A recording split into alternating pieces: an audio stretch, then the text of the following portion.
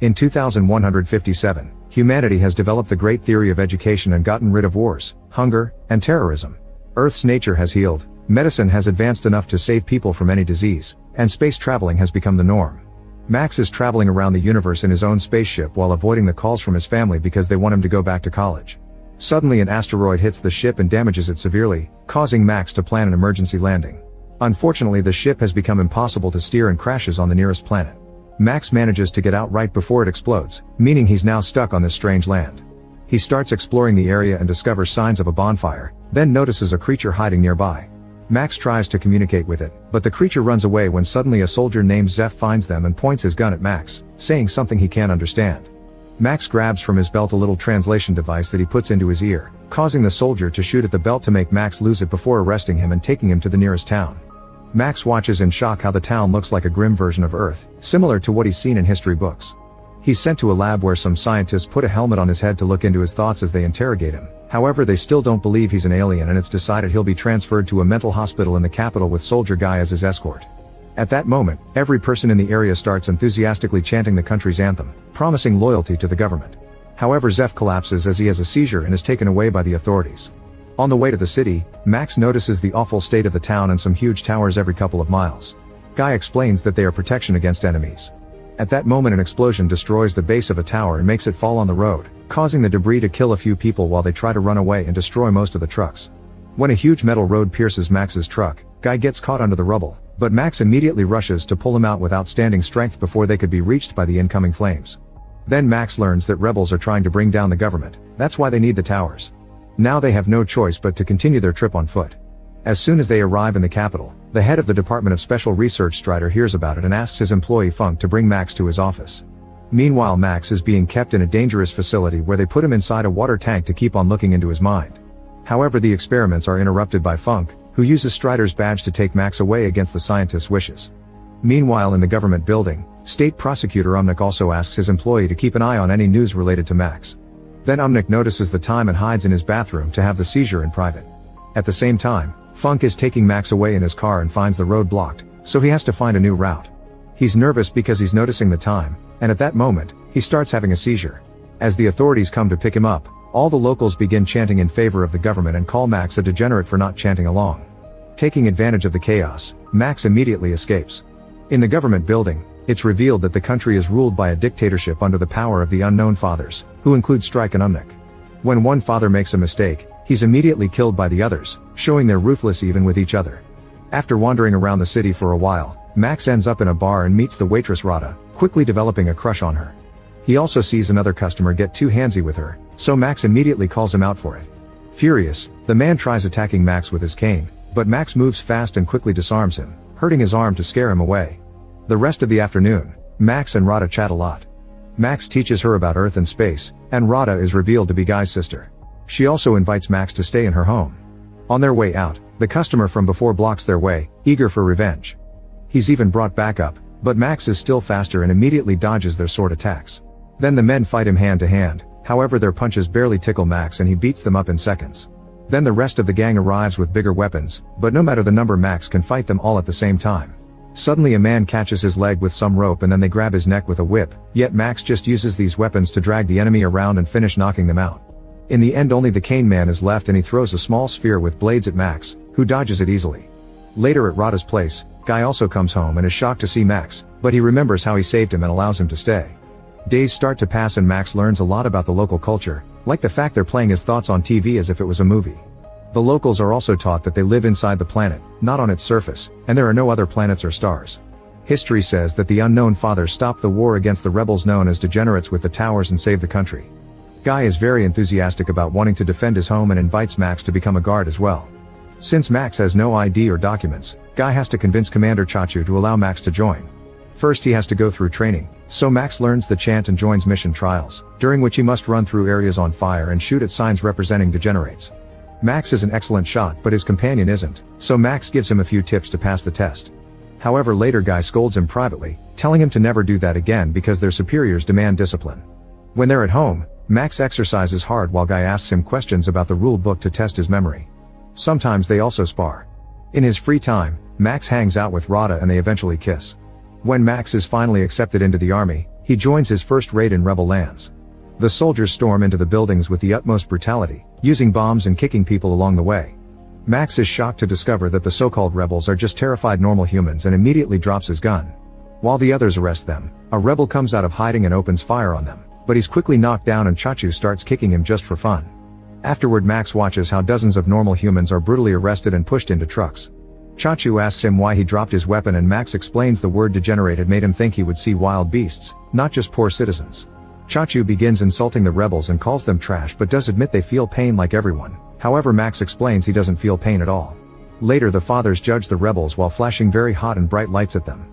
Some prisoners deny any rebel activity, while others insult the fathers as they point out all the people they've killed. Depending on their attitude, some prisoners are sent to do daily work and others are executed. A rebel shows them the mechanical arm he had to get after the guards cut his, and the fathers punish him by putting him inside a suit filled with a gas that burns his skin. Max has to watch it all while hiding his disgust. Later, he tries to tell Guy how wrong all this is, but Guy argues back and defends his government's ways. With Max being so public, Funk finally finds his location. Later in the evening, Guy and Max are called to Chachu's office, so by the time Funk gets to their place they're already gone. After what happened earlier, Chachu wants Max to prove his loyalty, so he takes him to the forest and asks him to shoot the two rebels with death sentences. Max takes the rebels away pretending he will shoot them, however he lets them go instead. Then he confronts Chachu, announcing he is quitting. Furious, Chachu opens fire on Max, ignoring Guy's pleas for mercy. Afterward, Chachu drags Guy back to the capital, leaving Max's dead body in the forest. In the meantime, the fathers are discussing tactics to finally put an end to the rebels' attacks. However, Umnik points out this would be a great moment to put together all their guards into a huge army, implying he wants more war.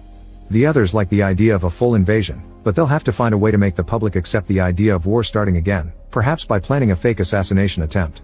In the evening, the rebels in the forest find Max and are shocked to see he's still alive because his body recovers very fast. Max explains Earth's health technology and points out his people don't know the meaning of fatal wound.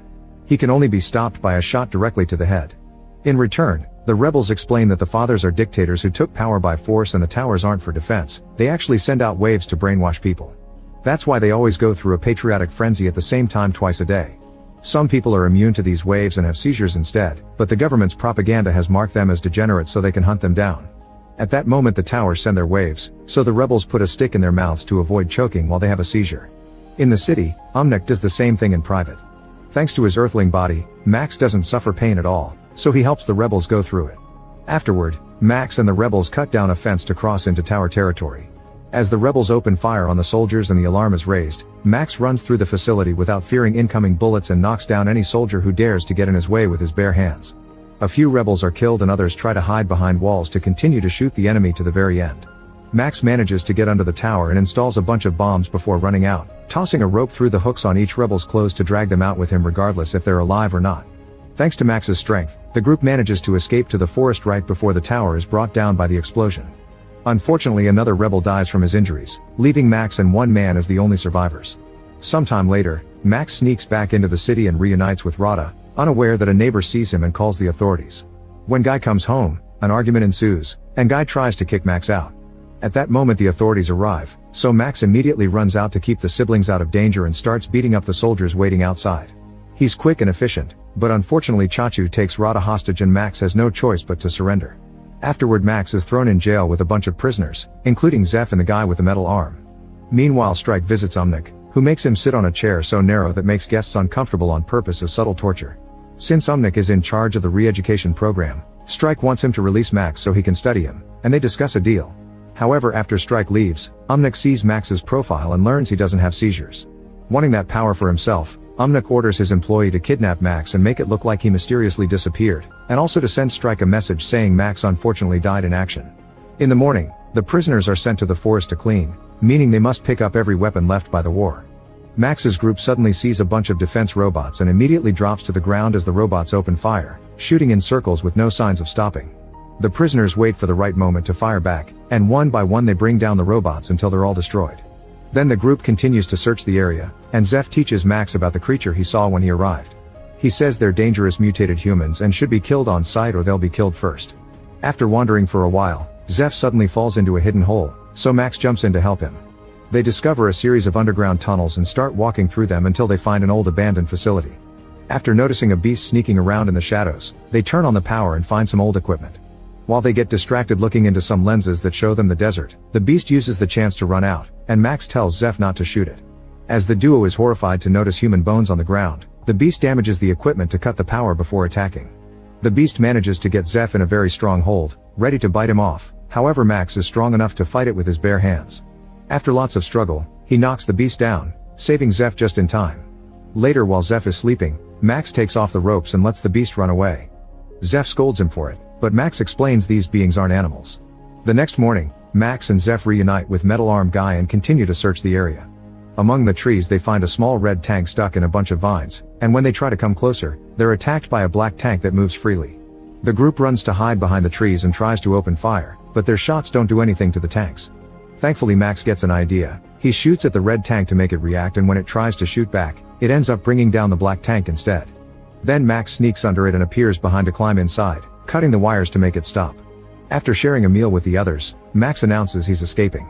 There are security measures at the borders to stop the prisoners from running away, but Max gets inside the tank and drives it to the south as hidden mines explode around him without causing any damage.